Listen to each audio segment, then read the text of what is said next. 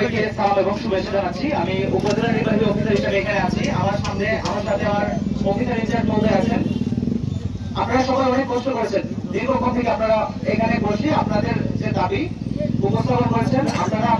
আমরা আপনাদের প্রতিটি দাবি মনোযোগ দিয়ে শুনলাম। এখন আসেন আমরা সমাধানে আসি।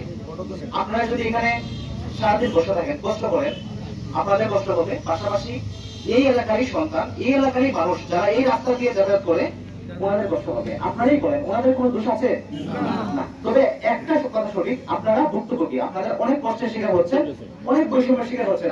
আমি এইটুকু বক্তব্যে যেটুকু বুঝলাম, এই ভাই যিনি উপস্থাপন করলেন, আমরা এটা সমাধান চাই, সবাই এটা সমাধান চাই, অতি সাহেব সমাধান চাই, আমি নিজেও সমাধান চাই, আপনারা নিশ্চয়ই সমাধান চান। এই সমাধানটা কিভাবে হবে? নিশ্চয়ই বসতে হবে। আপনাদেরকে একটা বিষয় জানিয়ে রাখি, ডিসি স্যার ইতিমধ্যে সিদ্ধান্ত নিয়েছে, এসপি স্যারের সাথে কথা বলেছেন, আগামীকাল 12টায় ডিসি অফিসে মিটিং ডেকেছে। এর সাথে জড়িত যারা আছে সকল স্টেক হোল্ডারদের নিয়ে আমি আপনাদেরকে অনুরোধ করব, এই মিটিং আপনারা উপস্থিত হন, আপনাদের দাবি উপস্থাপন করেন। পাশাপাশি আরেকটা জিনিস বলতে চাই, আজকে আপনাদের পক্ষ থেকে আপনারা এই যে বিষয়টি, আপনাদের যে বিষয়টি, এটা তো একটা স্থানীয় পর্যায়ে, আমরা চাই এটা জাতীয় পর্যায়ে পৌঁছাক। আমাদের সেন্ট্রাল গভর্নমেন্ট, কেন্দ্রীয় সরকার জানুক যে লালমনিরহাটে প্রচুর আলু উৎপাদন হয়, কিন্তু কৃষক ন্যায্য মূল্য পাচ্ছে না। আপনারা যদি দেখেন, আমরা কিন্তু লোকাল স্থানীয় পর্যায়ে এই বিষয়গুলো হয়তো একদম অল্প সময়ের জন্য সমাধান হবে, কিন্তু আপনারা তো আগামী বছর, এর পরের বছর তো আলু ব্যবসা করতে চান, উৎপাদন করতে চান, সবাই চায়।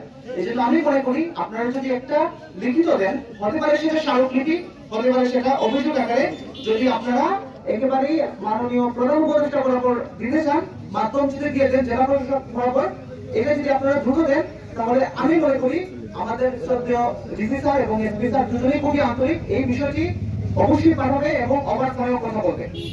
আপনারা, আমি আপনাদেরকে রিকোয়েস্ট করবো, আপনারা এই কাজটা করেন, একটা লিখিত খুব দ্রুত দিয়ে দেন। আমাদের একদম আমাদের সেন্ট্রাল গভর্নমেন্ট, আমাদের অন্তর্বর্তী সরকারের মাননীয় উপদেষ্টা উনিও যাবেন বিষয়টা। এখন আপনারা বলেন, আপনারা এখানে আরো কি কষ্ট করতে চান কিনা? আমরা কিন্তু কষ্ট করে আসছি, সমাধান করতে আসছি।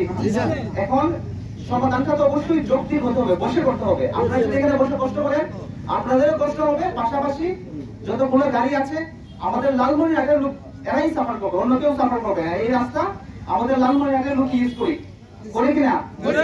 আপনাদের উচিত, আমি মনে করি, মানুষকে কষ্ট না দেয়া, কারণ আপনারা কষ্টে আছেন, কিন্তু আরেকটা মানুষকে কষ্ট না দেওয়াই ভালো। আমরা সবাই চাই আপনাদের যে সমস্যার সমাধান হোক।